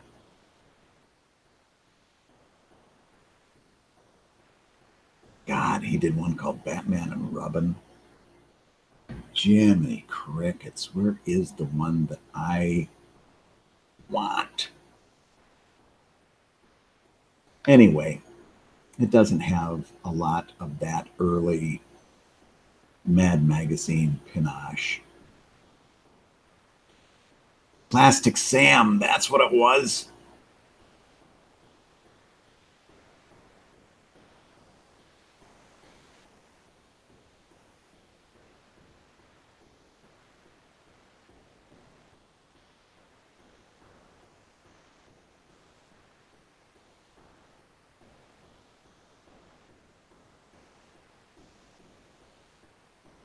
Oh well, I can't find what I'm looking for, and it's it's becoming a distraction, so I got to stop.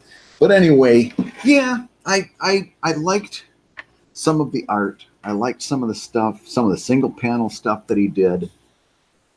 Some of the other stuff, nah, wasn't so much for me.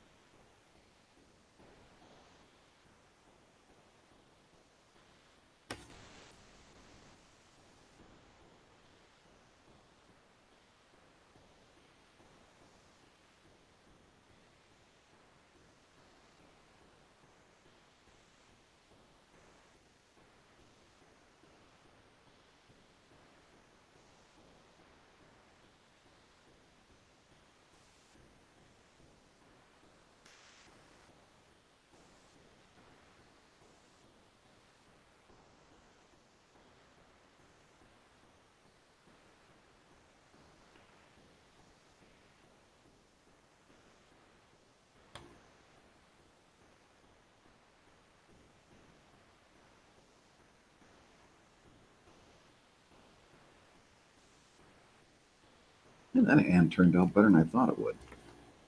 You ever surprise yourself when you're inking? You go, oh, I thought I was going to fuck that up.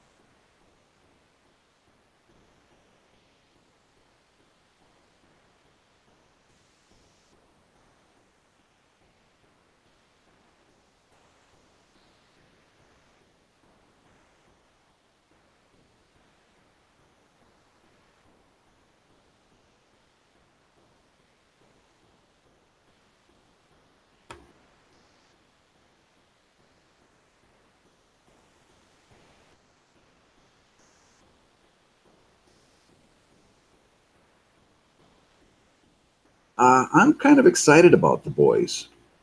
I always get a little bit worried uh, when there's something like that because I'm like, oh no, are they? I don't want to. I don't want to like inadvertently steal from it. Like if I watch it and it gets embedded in my subconscious. But I got a feeling that one I'm going to have to watch because it looks really good.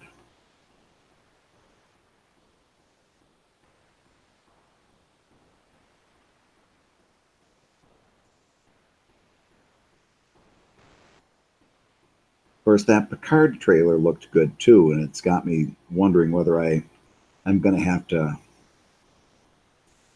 finally sign up for CBS streaming.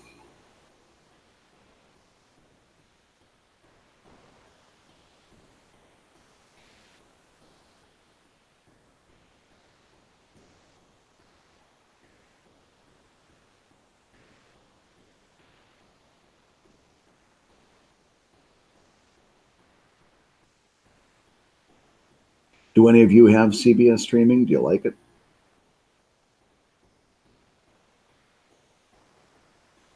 We're quickly coming to that point that I talked about on Comic Lab a while ago, where, based on the success of Netflix, everybody's going to start their own streaming service. And we're going to be deluged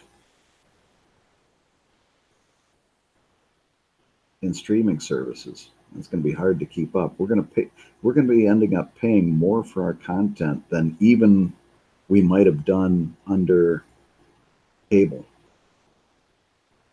And all because, it all comes back to the fact that people didn't want ads.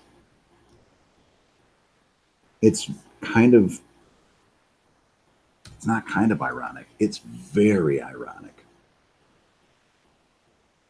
In the beginning of the internet, everything was free. Not only was it free, it was expected to be free. I always tell the story. I got a really big pushback when I took webcomics.com to a subscription model. That was 2009, 2010, somewhere in there. I got a really big pushback because it was expected that the stuff would be free. And fast forward 10 years. Well, no, don't fast forward. Go rewind 10 years. Go back to where we were. Nothing on the internet was ever free. It was ad supported.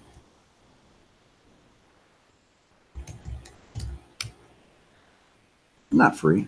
Nothing was free. It was all ad supported.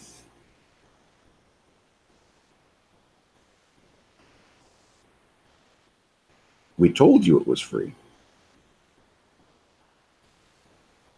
because that was good marketing in the early days of the web. We said, hey, check out this free website. It was good sales strategy. Look at this free thing. But it was never free.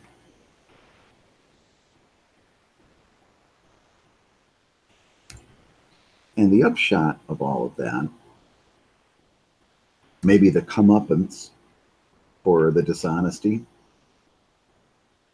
although it wasn't, well, it was, I don't know that it was dishonesty, but the comeuppance for all of us web publishers, web comics, bloggers, all that. The end result was, as we kept emphasizing how free this stuff was, we set up a presupposition that it was going to be free. We set up that that was going to be the norm, that this stuff would be free. And it wasn't free. What it was ad supported. But come check out my ad-supported comic doesn't have quite the zing as come and check out my free comic, especially in 2005 or 2003 when this stuff was just gathering steam.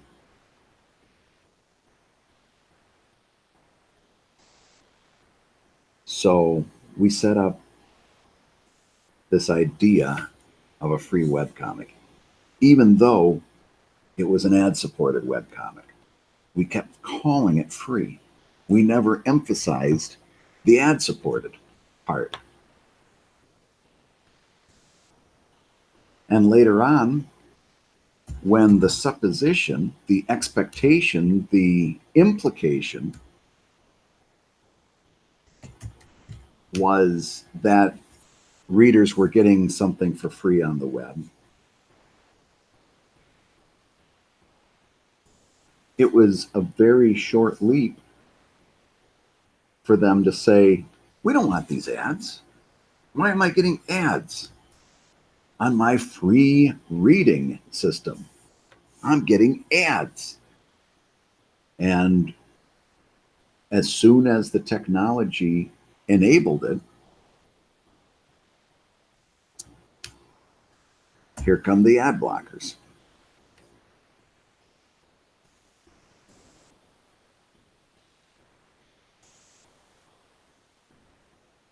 And people were like, finally, I can get rid of the ads on my free site, which was never free. It was ad supported.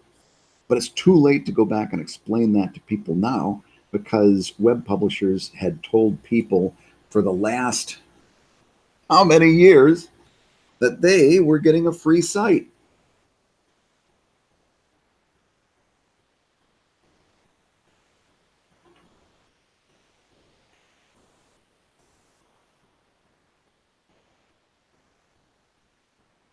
And you couldn't tell people, you could explain to people,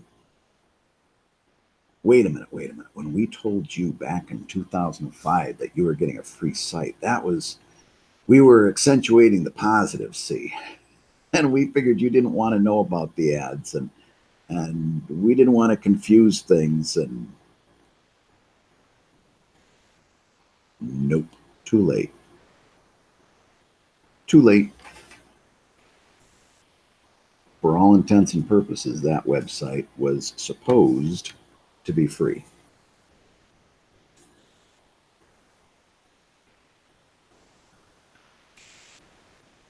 So now you've got ad blockers.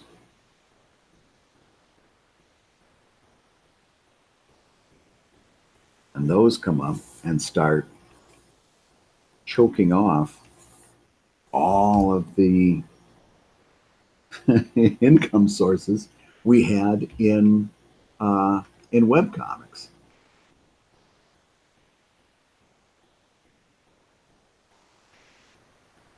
And other web publishing as well.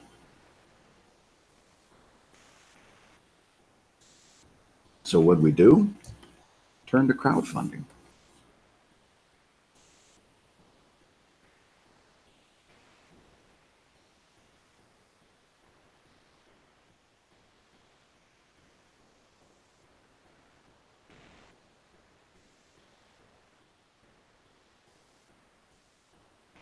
And so we said, okay,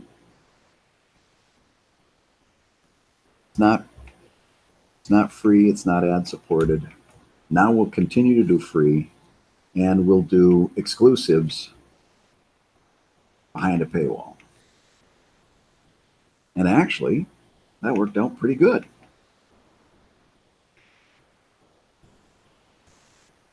Didn't work out badly at all.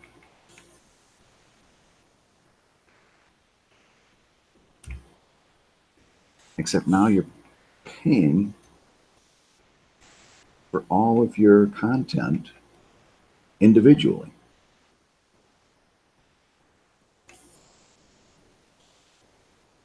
And when you translate that to Netflix and Hulu and all these other things that if they had come about 10 years ago would have been ad supported and free. The end result is you, the American consumer, are going to pay more for your content.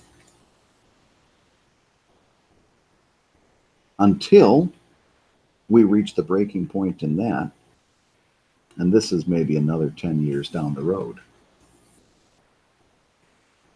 till we reach the breaking point in that,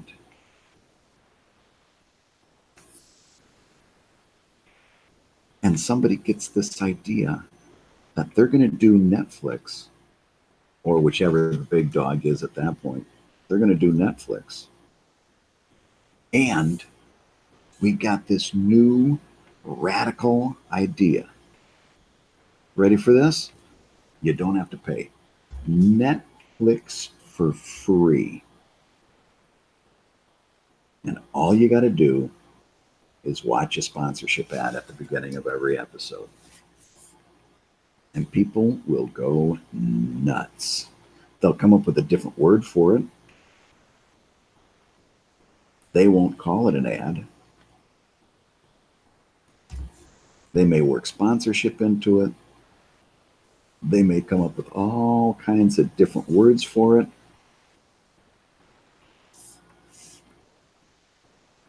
But it'll be ad supported.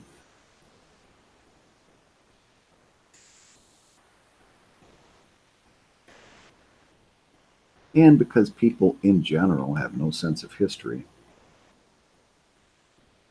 when the marketing department of whatever entity this is tells them that this is a completely new, revolutionary idea, they'll believe it.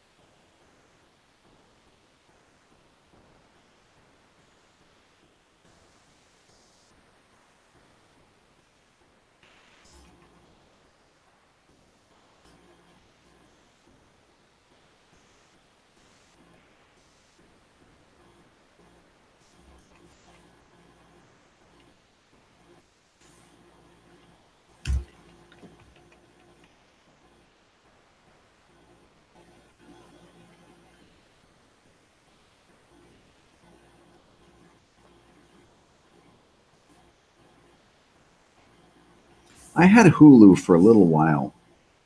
I actually, and I think they've changed, so this may not be accurate anymore. But at the point I had Hulu, I was paying for the premium service, and I was getting ads.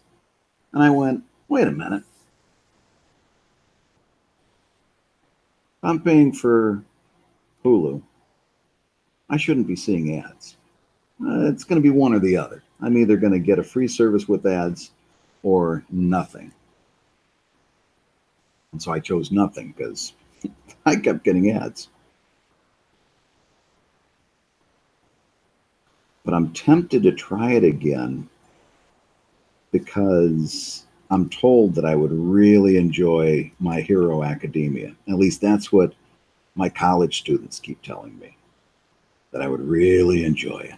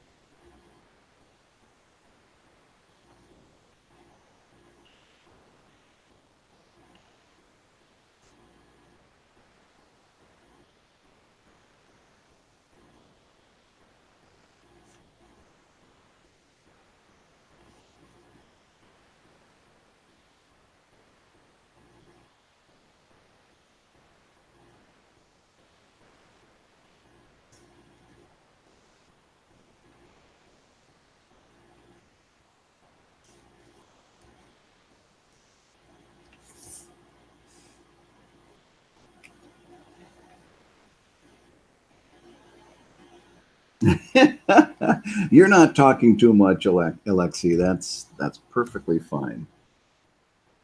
In fact, as I'm doing some of this stuff, I end up kind of focusing on what I'm doing. So anything that keeps the chat going is perfectly nifty by me.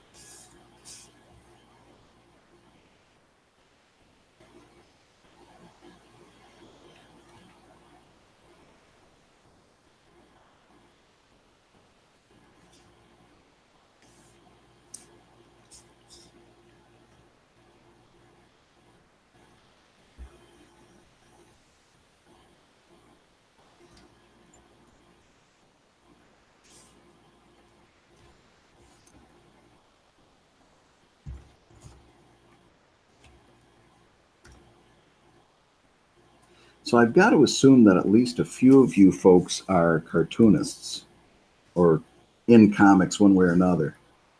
Uh, what is everybody working on? Do you want to post a link to maybe a work in progress? I'd love to see what some of you folks are working on today.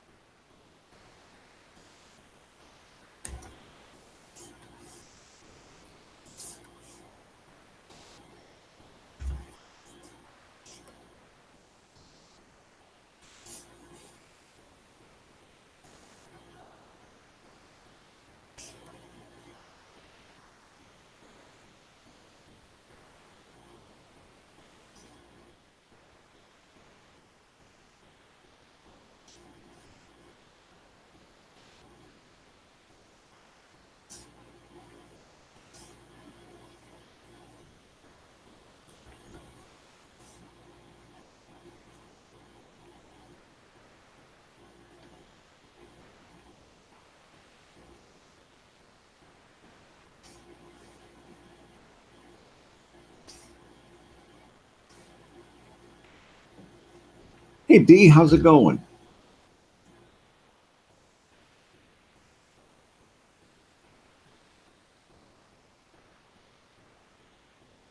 A bear is cooking a hunter over a spit roast. The patrons are various animals doing silly things. That's why I asked that squirrel question.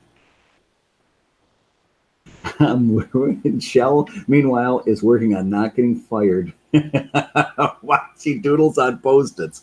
That's great. Don't get fired.